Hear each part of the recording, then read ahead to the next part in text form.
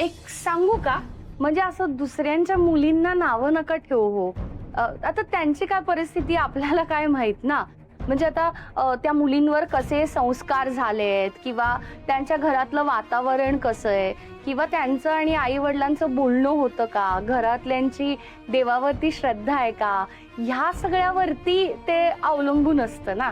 म्हणजे आता काही मुली असतात ना, आई वडिलांचा विचार करतात हो. म्हणजे आई वडिलांनी पसंत केलेल्या मुलाशी लग्न करतात. आता आमचंच बघा ना, ही मोठी लेक आहे ना आशावरी, तर आता उद्या तिचं लग्न ठरेल, तर ती कायम आमचं ऐकते. हा म्हणजे कधी तिने आम्हाला विरोध नाही केला. एवढा विश्वास आहे ना तिचा आमच्यावर, की आम्ही पसंत केलेल्या मुलाशीच ती लग्न करेल.